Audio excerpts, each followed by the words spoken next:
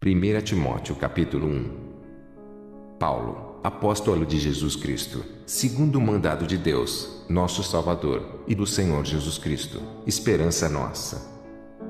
A Timóteo, meu verdadeiro filho na fé, graça, misericórdia e paz, da parte de Deus, nosso Pai, e da de Cristo Jesus, nosso Senhor.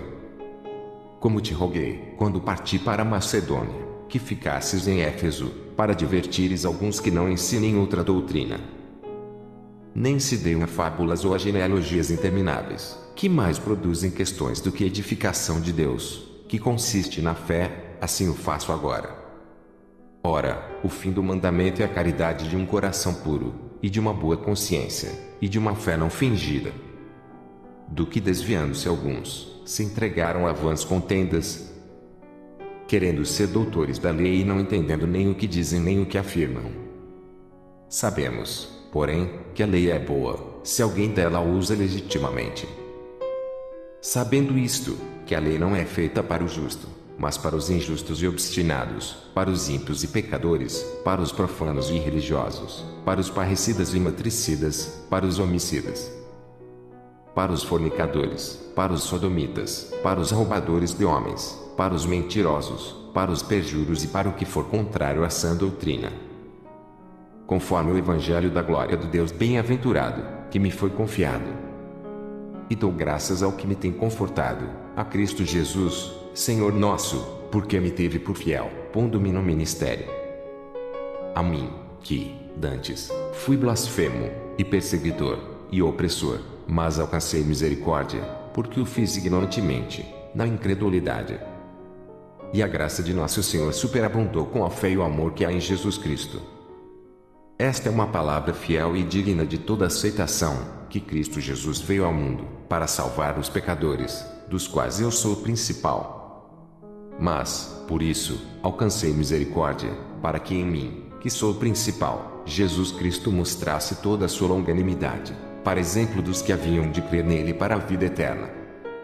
Ora, ó Rei dos séculos, imortal, invisível, ao único Deus seja honra e glória para todos sempre. Amém. Este mandamento te dou, meu filho Timóteo, que, segundo as profecias que ouvi acerca de ti, milites por elas boa milícia, conservando a fé e a boa consciência, rejeitando a qual alguns fizeram naufrágio na fé. E entre esses foram Himeneu e Alexandre, os quais entreguei a Satanás, para que aprendam a não blasfemar. 1 Timóteo capítulo 2.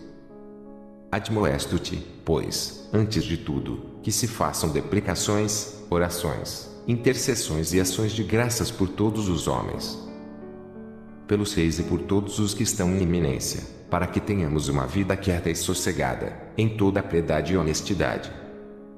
Porque isso é bom e agradável diante de Deus, nosso Salvador, que quer que todos os homens se salvem e venham ao conhecimento da verdade. Porque há um só Deus e um só mediador entre Deus e os homens, Jesus Cristo, homem, o qual se deu a si mesmo em preço de redenção por todos, para servir de testemunho a seu tempo. Para o que digo a verdade em Cristo, não minto, fui constituído pregador, e apóstolo, e doutor dos gentios, na fé e na verdade. Quero, pois, que os homens orem em todo lugar, levantando mãos santas, sem ira nem contenda. Que do mesmo modo as mulheres se ataviem em traje honesto, com pudor e modéstia, não com tranças, ou com ouro, ou pérolas, ou vestidos preciosos. Mas como convém a mulheres que fazem profissão de servir a Deus, com boas obras. A mulher aprenda em silêncio, com toda a sujeição. Não permito, porém, que a mulher ensine, nem use de autoridade sobre o marido, mas que esteja em silêncio. Porque primeiro foi formado Adão, depois Eva. E Adão não foi enganado, mas a mulher, sendo enganada, caiu em transgressão. Salvar-se-á, porém, dando à luz filhos, se permanecer com modéstia na fé, na caridade e na santificação. 1 Timóteo capítulo 3. Esta é uma palavra fiel, se alguém deseja o episcopado, excelente obra deseja. Convém, pois, que o bispo seja irrepreensível, marido de uma mulher, vigilante, sóbrio, honesto, hospitaleiro, apto para ensinar, não dado ao vinho, não espancador, não cobiçoso de torpe ganância, mas moderado, não contencioso, não avarento. Que governe bem a sua própria casa, tendo seus filhos em sujeição, com toda a modéstia. Porque, se alguém não sabe governar a sua própria casa, terá cuidado da igreja de Deus. Não neófito, para que, ensoberbecendo-se, não caia na condenação do diabo. Convém, também, que tenha bom testemunho dos que estão de fora, para que não caia em afronta e no laço do diabo.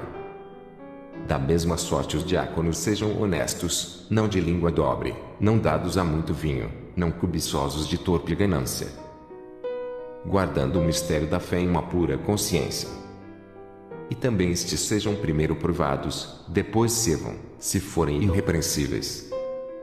Da mesma sorte as mulheres sejam honestas, não maldizentes, sóbrias e fiéis em tudo.